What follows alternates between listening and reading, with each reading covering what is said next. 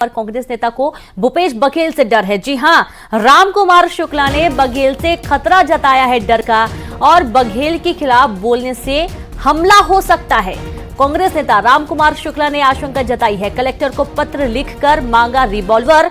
Collector से licence से revolver वापस मांगी गई है और उन्होंने ये जिक्र किया है कि उन्हें डर है अपनी जान का। अगर वो भूपेश बघेल के खिलाफ बोलते हैं तो उन्हें अपनी जान का खतरा बना हुआ है। बड़ी खबर आपको दे रहे हैं, जहां पर रामकुमार ने डर व्यक्त किया है और कलेक्टर से लेटर लिख लाइसेंस से रिवॉल्वर वापस मांगी है।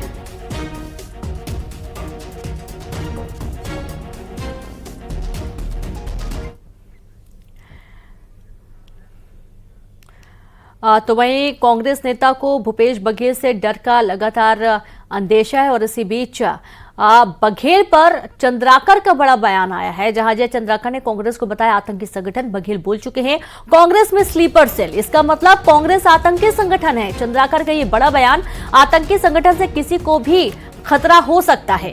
राम कुमार के बयान में अतिशयोक्ति नहीं है।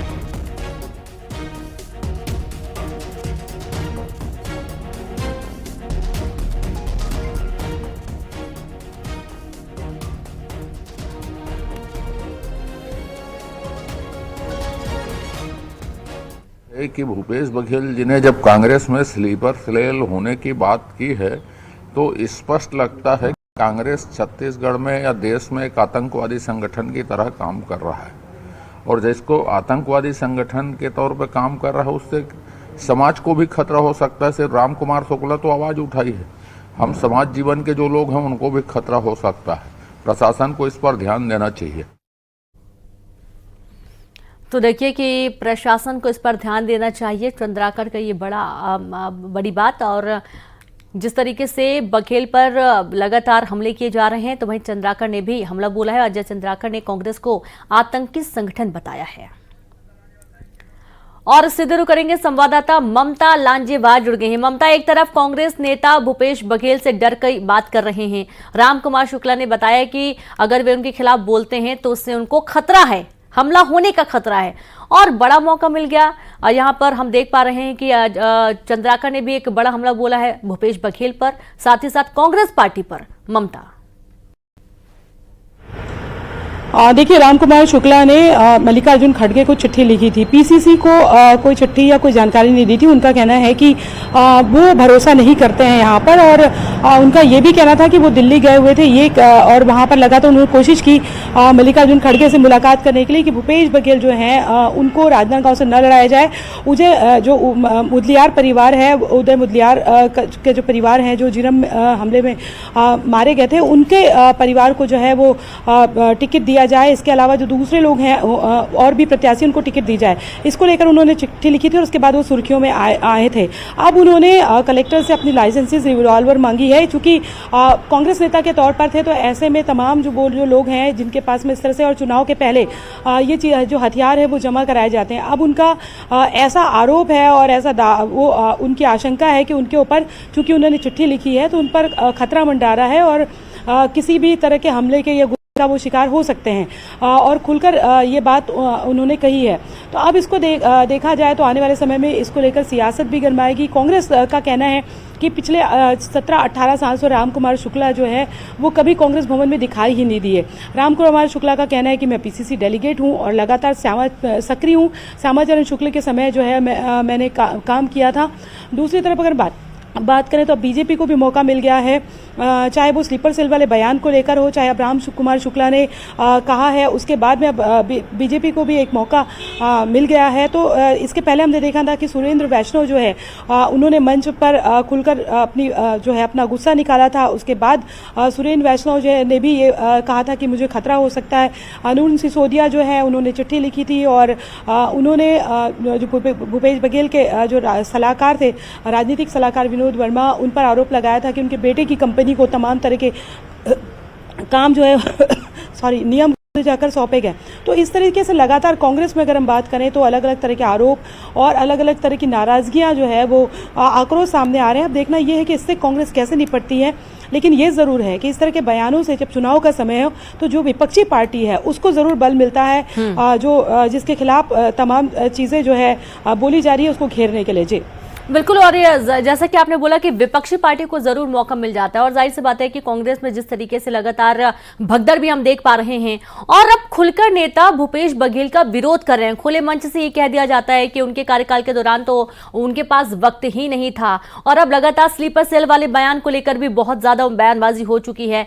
बीजेपी को अच्छा खासा मौका मिला है कि आखिरकार स्लीपर सेल क्या उनके पार्टी के अंदर ही, और अभी चंद्राकर का भी एक बयान सामने आया है कि अगर आतंकी संगठन से किसी को भी खतरा होगा, क्योंकि उन्होंने खुद बोला है कि पार्टी के अंदर स्लीपर सेल है, स्लीपर सेल मतलब आतंकी संगठन, तो डर तो होगा ही उनसे।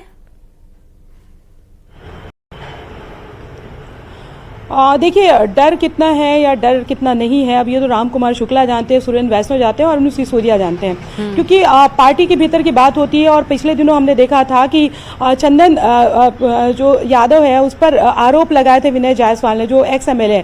बाद में उन्होंने जब पार्टी के भीतर आना था उन्होंने माफी मांग ली थी, चिट्ठी पे लिखा था कि मैंने आक्रोश पे आरोप लगाया था कि उन्होंने मुझसे 3 करोड़ रुपए मांगे थे टिकट को लेकर। तो ये पार्टी के भीतर की बात है, और जाहिर तौर पर जिस फोरम में उनको अपनी बात रखनी थी कलेक्टर, वहां पर उन्होंने अपने फोरम पे बात रख दी है। लेकिन ये जरूर है कि ये तमाम तरह की चीजें जो है या वो एसपी के पास कंप्लेन करते हैं, ये सारी देखने वाली बात होगी। लेकिन क्या उन्होंने इस थ्रेट को लेकर कोई पुलिस में कंप्लेन की है, कोई रिटर्न में कंप्लेन की हुई है, अगर वो कह रहे हैं या महज आशंका जता रहे हैं या एक हवा में बात कर रहे हैं, ये तमाम तरह की चीजें होती है। क्योंकि सुरेंद्र वैष्णव की भी अगर हम बात करें तो क्या उन्होंने जो है ऑफिशियल, जब किसी को थ्रेट होता है, जान का खतरा होता है, तो एक ऑफिशियल जो है वो चिट्ठी भी लिखते हैं, पुलिस के पास में जाते हैं। तो राम कुमार शुक्ला को लेकर ये जरूर है कि कलेक्टर से लाइसेंसी रिवॉल्वर जरूर मांगा है, लेकिन क्या उन्होंने एसपी को कंप्लेन की है, ये कहने वाली बात है। तो एकदम से इस तरह से आरोप जो है वो हम अगर हम बात करें उस तरह से देखा जाए तो ये चुनाव के पहले हर पार्टी के भीतर जो भीतराघात होता है उसकी तस्वीरें जो है इस तरीके से देती है, लेकिन ठोस कितना है उनका आरोप। बिल्कुल ममता, आपको रोकना चाहेंगे, हमारे पास कांग्रेस से धनंजय ठाकुर जुड़ गए हैं। धनंजय जी, ये बहुत बड़ा आरोप लगातार भूपेश बघेल पर लगता आ रहा है। पहले तो आतंकी संगठन की जिक्र हुआ है, कहा गया कि स्लीपर सेल है, उन्होंने खुद बोला, और पार्टी के अंदर ही स्लीपर सेल हैं, तो जाहिर सी बात है कि बीजेपी को मौका मिल गया कि अगर स्लीपर सेल पार्टी के अंदर है इसका मतलब आतंकी संगठन है, और उससे तो खतरा सबको होगा ही। देखिए, भारतीय जनता पार्टी असल में आतंकवादी संगठन, नक्सली संगठन के करीब है, इसलिए उनको स्लीपर सेल मतलब आतंकवादी संगठन लगता है। अगर पार्टी के भीतर स्लीपर सेल की बात की जाती है तो इसका मतलब ये होता है कि पार्टी के भीतर रह के पार्टी विरोधी गतिविधियों में शामिल, ये भी उसका एक मतलब होता है, जासूस होता है, मुखबिर होता है। और भाजपा नेता चूंकि आतंकवादियों के साथ उनका संबंध है, इसलिए आतंकवादियों की भाषा समझते हैं, पार्टी भाषा समझते हैं। जी, राम कुमार ने जिस तरीके से कलेक्टर से लाइसेंसी रिवॉल्वर की मांग की, वापसी की मांग की है, उनको ये कहना है कि अगर वो कुछ भी भूपेश बघेल के खिलाफ बोलेंगे तो उनको हमले का खतरा है। ये कैसा खतरा जता रहे राम कुमार, थोड़ा समझाइएगा धनंजय जी।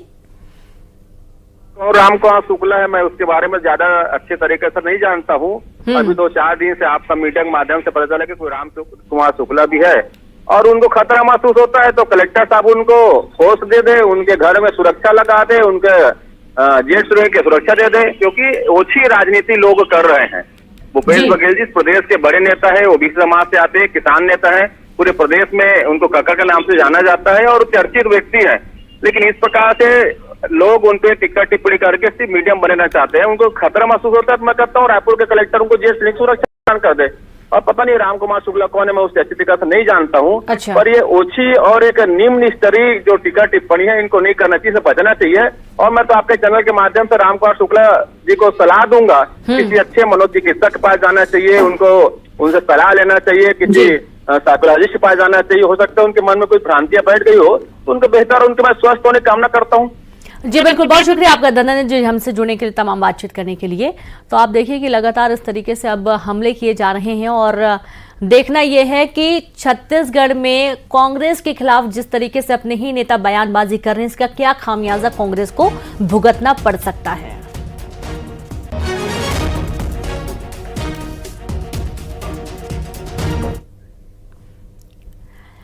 छत्तीसगढ़ के गरियाबंद में किडनी की बीमारी से सुपेबेड़ा में एक मरीज की मौत हो गई। सुपेबेड़ा निवासी 47 साल का नवीन सोनवानी 2017 से किडनी की बीमारी से पीड़ित था। 2 महीने पहले उसे एम्स में कराया गया। इस दौरान उसका 10 बार डायलिसिस करवाया जा चुका था। परिवार की आर्थिक स्थिति खराब होने की वजह से इलाज बीच में छोड़ उसे घर लौटना पड़ा, जहां शुक्रवार को नवीन सोनवानी के इलाज के अभाव में मौत हो गई। नवीन के बेटे के मुताबिक 2 महीने में इलाज के दौरान 90,000 रुपए खर्च हुए और उसके बाद पैसे नहीं होने की वजह से नवीन को वापस घर लौटना पड़ा।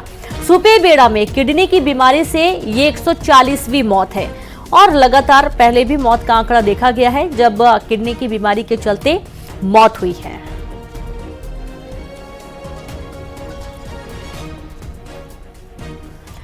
तो हमने आपको पहले भी कई तस्वीरें दिखाई हैं सुपेबेड़ा के पास, जहां पानी की एक बड़ी समस्या है। दूषित पानी है और इसके सेवन से लगातार किडनी की बीमारी, दांत खराब होना, हड्डियों की परेशानी बढ़ना, ये तमाम ऐसी बीमारियां लोगों में देखी जाती है। खासतौर पर किडनी की बीमारी से 140वीं मौत अब देखी गई है। और संवाददाता शेख इमरान है। शेख इमरान, 140वीं मौत, आंकड़ा धीरे धीरे बढ़ता ही जा रहा है और आप ये देखिए कि लगातार सुपेबेड़ा की जो समस्या है इससे निजात नहीं मिल पा रही आमजन को। बिल्कुल, सुपेबेड़ा किडनी पीड़ितों का गांव है और यहाँ मौत का सिलसिला थमने का नाम नहीं रहा है। नवीन सोनवानी की मौत ने फिर एक बार कई तरह के सवाल खड़े कर दिया है, क्योंकि आंकड़े काफी डराने वाले हैं। जो आंकड़े हम बता रहे हैं वो 2005 से लेकर अब तक की है। 140 लोगों की मौत किडनी की बीमारी से हो गई है। अब कहीं न कहीं सरकार और प्रशासन पर यह सवाल खड़े होता है कि इस गांव में मौत का सिलसिला आखिर कब तक, क्योंकि गांव में पानी की अगर बात करें तो यहाँ पानी की सबसे बड़ी समस्या है। आयरन युक्त पानी निकल रहा है या फिर पानी में कोई और तत्व मौजूद है, इसकी जांच होनी चाहिए। गांव में लोग जो है दूषित पानी पीने का मजबूर है और किडनी बीमारी से अभी भी कई लोग जूझ रहे हैं, कई लोग डायलिसिस करवा रहे हैं। लेकिन नवीन सोनवानी की बात करें तो 2017 में इसे किडनी बीमारी से ग्रसित था, इलाज करवा रहे थे, आर्थिक स्थिति कमजोर हुई और आखिरकार दम तोड़ दिया नवीन सोनवानी। लेकिन सरकार की तमाम योजनाएं इस गांव में पहुंचते पहुंचते दम तोड़ दे रहे हैं और सुपेबेड़ा की स्थिति दिन ब दिन बदतर होते जा रही है। और तेल नदी से पानी की मांग करते ग्रामीण थक चुके हैं, क्योंकि तेल नदी से अगर इन्हें पानी मिलता है तो ग्रामीणों को बड़ी निजात मिल सकती है, समस्या से खुशहाली आ सकती है सुपेबेड़ा में। लेकिन अब जो है खुशहाली तो काफी दूर है, मौत के आंकड़े बढ़ते जा रहे हैं। ये वो आंकड़े हैं जो पंचायत में दर्ज हैं और ऐसे बहुत से और मौतें हुई हैं जो तो सरकारी दस्तावेज में दर्ज नहीं हुए हैं।